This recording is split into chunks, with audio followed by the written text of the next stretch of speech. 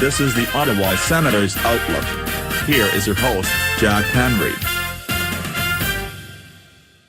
Hello everyone, welcome to the Ottawa Senators Outlook. I'm your host, Jack. This is my recap reaction to the NHL All-Star Weekend that concluded yesterday. So let's get right to it. So obviously on Thursday, which is when it started, there was the NHL All-Star Draft. If you want to go back to what the teams were, you could just either search it up or go to my predictions video that I posted yesterday.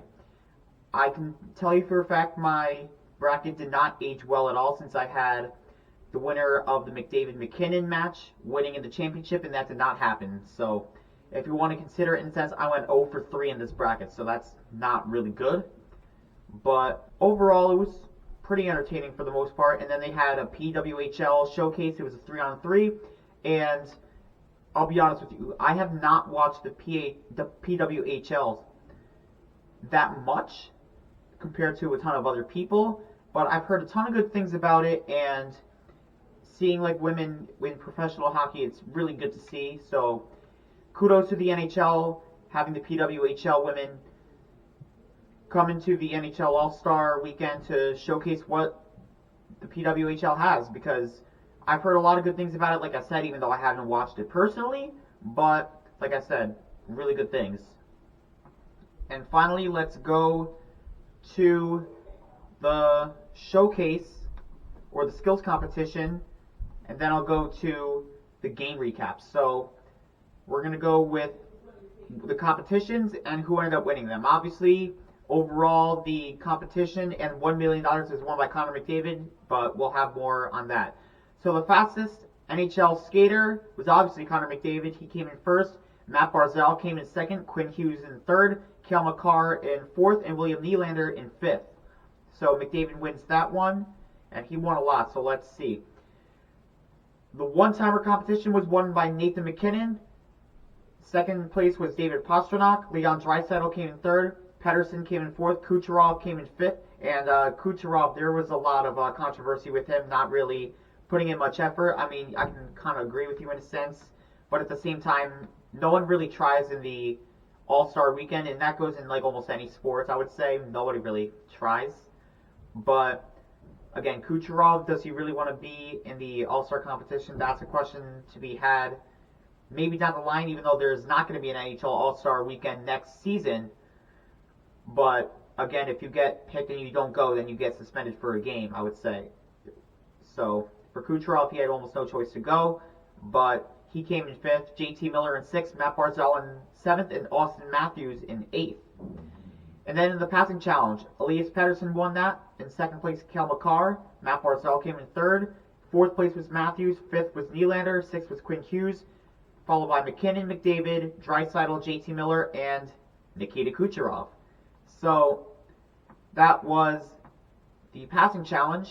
And for the hardest shot, that was won by Cale Makar. That was 102.5 miles an hour. JT Miller was right there, 102.3. And then Elias Pettersson, Austin Matthews, and David Pastrnak. So that one was won by Cale Makar. And in the stick handling, that was won by Connor McDavid. Then from top to bottom, Matt Barzal, William Nylander, Nathan MacKinnon, Leon Draisaitl, Quinn Hughes, Elias Pettersson, David Pastrnak, and Nikita Kucherov. So there you go for the NHL stick handling competition. And a lot of people on Twitter were talking about Nikita Kucherov in the skills competition because he really didn't try that much. You could really see it. And then in the accuracy shooting, there were 10 competitors in this one. From top to bottom, McDavid obviously won that, followed by Matthews, JT Miller, William Nylander, Quinn Hughes, Nathan MacKinnon, Nikita Kucherov, Cale Makar, David Pastrnak, and Leon Draisaitl. And finally, we have the one-on-one. That was won by William Nylander against Cam Talbot. He also pulled the Forsberg move on Cam Talbot. That works on him every time. It was done twice by Vladimir Tarasenko. Ironically, after Talbot left Ottawa, Tarasenko goes to Ottawa. So, unfortunately, we couldn't get that move on Cam Talbot, at least not yet, since we do play the Kings in March, but you never know. In second place, Austin Matthews versus Thatcher Demko. In third, JT Miller versus Jeremy Swayman. Matt Barzal versus Shesterkin. Cale Makar versus Connor Hellebuck. Elias Pettersson versus Jake Ottinger. Connor McDavid versus Alexander Georgiev. And then Nathan MacKinnon versus Sergei Bobrovsky. So That was the one-on-one tournament, and then we have the Pepsi obstacle course that was won by Connor McDavid, and then Kel McCarr came in second, followed by Austin Matthews, William Nylander, JT Miller, and Matt Barzal. So the obstacle course, again, Connor McDavid pretty much going through these with ease, and that is all I have to recap for the skills competition. So outside of like 4 or 5 competitions, Connor McDavid pretty much won all of them. He won the overall skills competition and the $1 million, like I said just a second ago. So Connor McDavid, I mean, listen, he's a really good hockey player. A lot of people know that.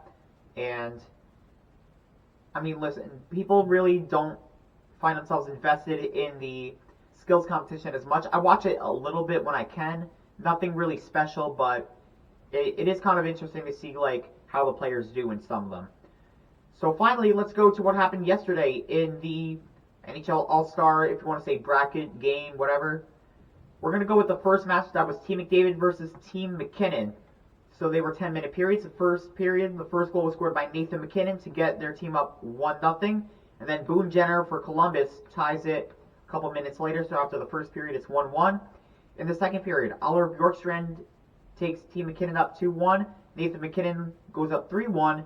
And then David Pastrnak scores with 32 seconds left. And then Connor McDavid with 6 seconds left. So it's 3-3. And then we go to a shootout. And Connor McDavid and David Pastrnak shut the door on that one. So Team McDavid wins in the shootout 4-3. And they go to the championship. The next one was Team Hughes versus Team Matthews. This one I was really dead wrong about. Nikita Kucherov scores the first goal in the first period. So it's 1-0 there. Alex DeBrincat scores to tie it in the second. Frank Vatrano takes Team Hughes up 2-1. Frank Vatrano is having a pretty good season with the Anaheim Ducks. He's possibly a trade candidate. Who knows?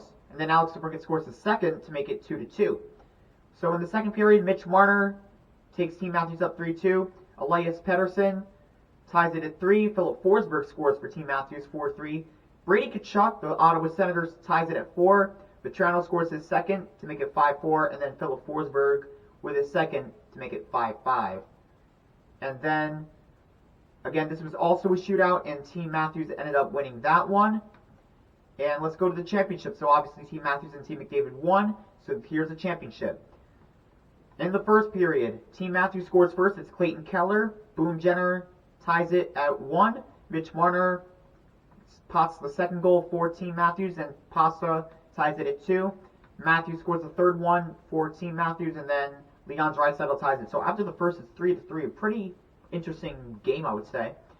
And then in the second, Philip Forsberg takes Team Matthews to the lead 4-3. Austin Matthews scores another one, 5-3. And then Alex DeBrincat with an empty netter to make it 6-3.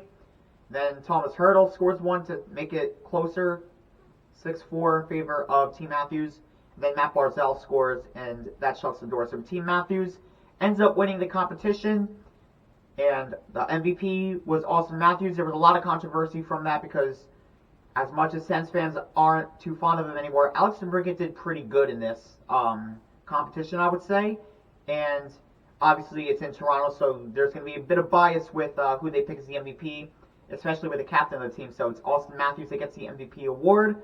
And again, just overall, it was pretty decent, I would say. I mean, you could say what you want about the skills competition, the NHL All-Star break overall, but after watching what I saw last year, I do think it was a bit better this year. I wasn't impressed with how it was last year, but this year was, I guess, a bit better.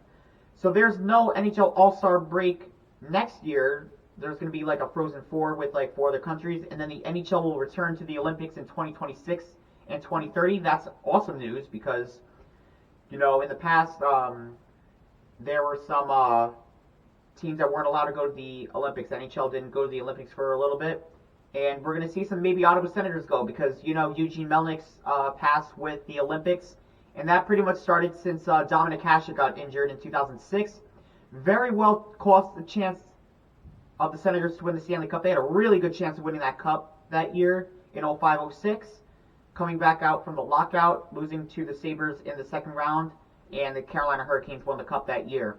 The Sens had a really good chance, in my opinion, if Dominik Hasek stayed healthy, but obviously that wasn't out of the team control. It was in the Olympics, so that's why Eugene Melnick didn't like players to go to the Olympics. So, again, I like seeing the NHL go back to the Olympics. Obviously, there's been a ton of memorable moments. Seeing best on best, some of the best hockey players in the world go at it in the Olympics. Nothing better than that, in my opinion. So, again, this is my recap reaction to the NHL All-Star break. Our next game for the Ottawa Senators is against the Toronto Maple Leafs on Saturday. So, I will come out with a preview prediction video later in the week. But for now, this is Jack from the Ottawa Senators Outlook, and go Sens go.